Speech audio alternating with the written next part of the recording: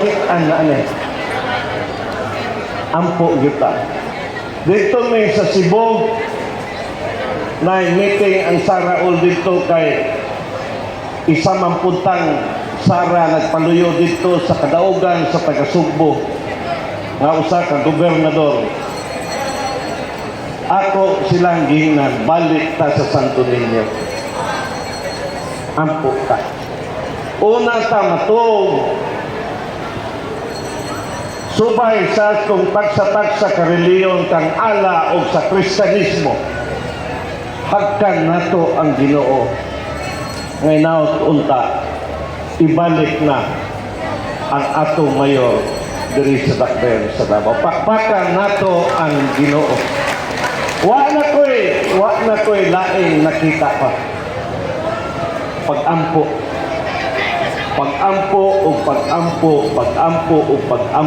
ngadto kang Allah ug sa atong Ginoo nga mabalik ang atong presidente pinanggang Mayor Rudy Duterte. Pakpakan nato ang katawhan sa inyong tanan nga nagpabilin. Kitang tanan nga nadin nagpabilin. Padayon ta. There are a lot of people, daghang katawan. Apan pipila lamang ang pinili. Ang usa ka pinili ni kita uban sa atong presidente Duterte. Atong iyampo ang gobyerno kay musugot tag dili naa nga na o kitay na motar ana. Nag-uban ta ana ang atong vice presidente nagmotor. Gikan dinhi uban ni President Sara Duterte motor siya agusan Surigao hangtod sa North aron suportahan ang presidente. Iyan po nato ang naa sa gahom. Apil nato silang ampo nga malandagan ang panagyusa o paglambo labaw na sa kadaghanang naglisod. Kaya ang kinabuhi nato lumalabay ra ang atong tanawon ang kalisdanan sa katawhan. Iapil nato silang pag-ampo. Iapil nato silang pag-ampo. Ang atong naas sa gobyerno, usbo nako. Ako, 30 katuig na kung konsyal. Kung serbisyo lang, sobra na katunga sa akong edad. Apan, usa ka butang yung pinaka-importante. Ang katawhan nga naglisod. Og musugot tagdili ang nagunit o gahom dakop kalambigitan sa ilang mga desisyon.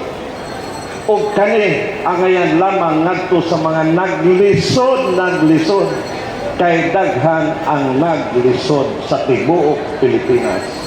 Ang buhis nagakataas, adlaw-adlaw nagakataas. Ang pangitabo nagakataas. Walay laing mabalikan nato kundili ang Ginoo nga malandagan ang ilang una-una. Iyan po nato ang safety sa atong Vice President Sara Duterte. Atong iyan po ang pagpadagan ni Mayor Basti nga usa ka malampuson nga gobyerno. Pakpakan nato ang mga anak, Congressman Pulong, Omar o Sirigo ang mga pamilyang Duterte. Sila gihatag sa Ginoo nato, mga maayong tao. So sa inyong tanan, subay lang ta sa balaod, kanunay. Usara ang atong balaod, ang balaod sa Republika Pilipinas. Ang mga tao nagbunik gawa mo subay sa balaod nga naa sa ilang gahom, atong iampo nga unta mo subay sila. Subay tatanan sa atong kalihukan kung unsay nasud sa balaod. Dili nato ibutang ang dahom diha sa atong kamot apan ibutang nato sa gobyerno kung unsay nalatid sa balaod. So sa inyong tanan, daghang salamat. Mabuhay ang katawhan, mabuhay ang Pilipinas, mabuhay ug yampo nato ang pamilyang Duterte. Daghang salamat ug may gabi sa inyong tanan. Daghang salamat, Councilor Danny Dayangkirang. We would like to Katubang diretso dito. apil yung kaglinya hangtod sa tumoy. Busa, mag-session mo din mahapon, muana bininhe, diha mga alas 7:30, alas 8, na siya din ha. Hangtod sa katapusang tao, iyang waton ka na o magpapalit na siya o pagkaon din na hangtod, mahurot yung tanan, una siya manaog. Talagsaon nga batasan si Presidente Duterte. Simple nga tao. Walay, ang iyang sinina mo magyapon. Mag-brown out diha siya. Manaog din.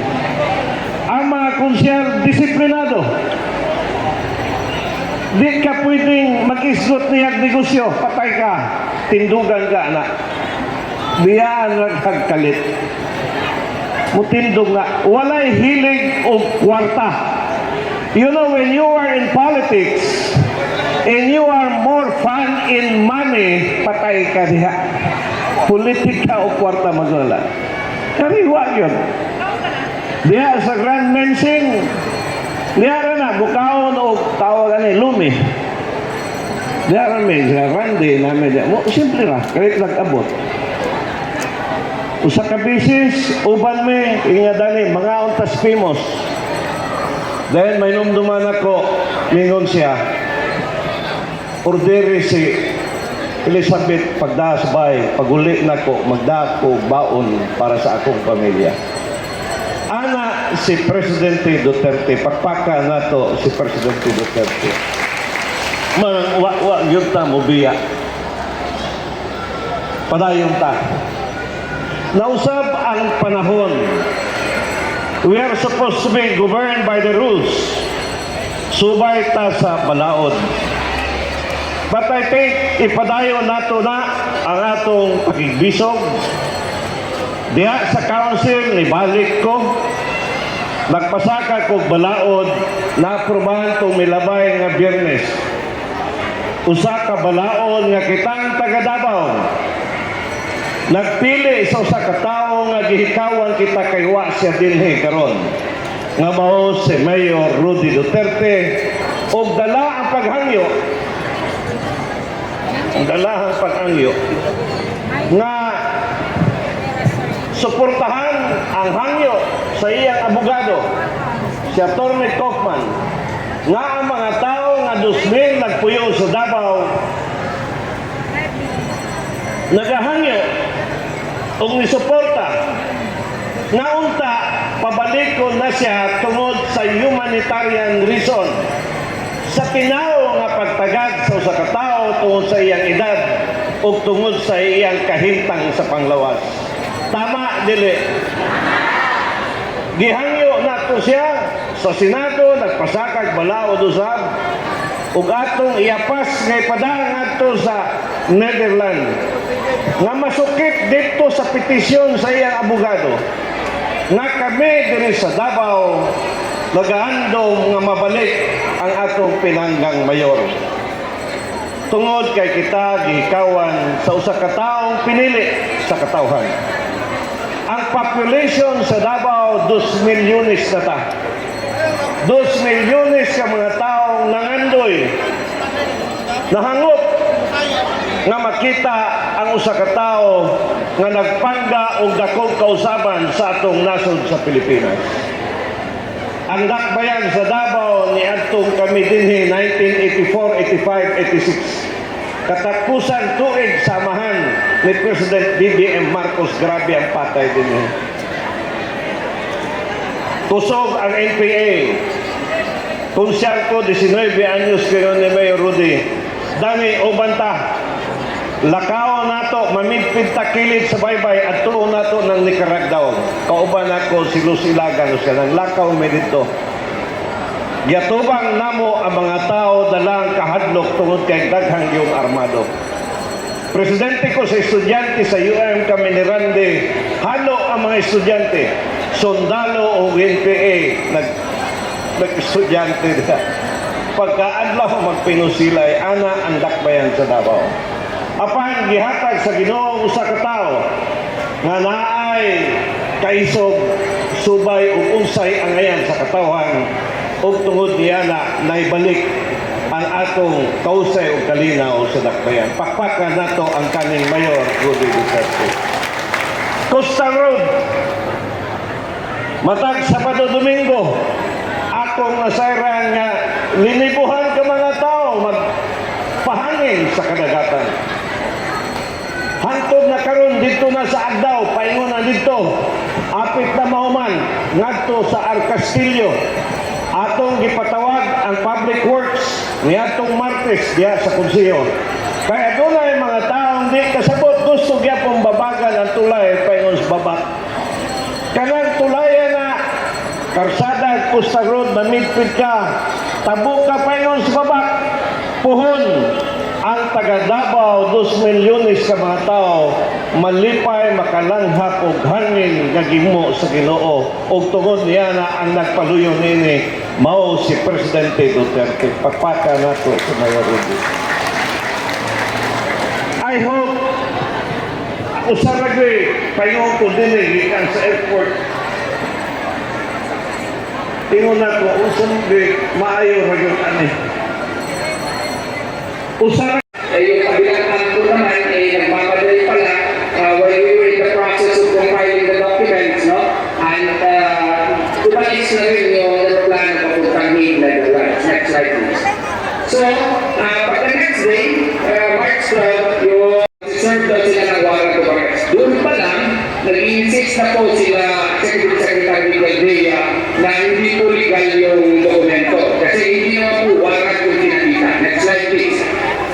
And then, nangyari po, ginakit talaga, no? Hindi kami makapasok. Nandun kami sa labas ng airport ni Attorney Martin Belgran, ni Senator Bongo, si Attorney Vic Rodriguez, no? Si the former Labor Secretary Bello, no? Pero hindi kami makapasok.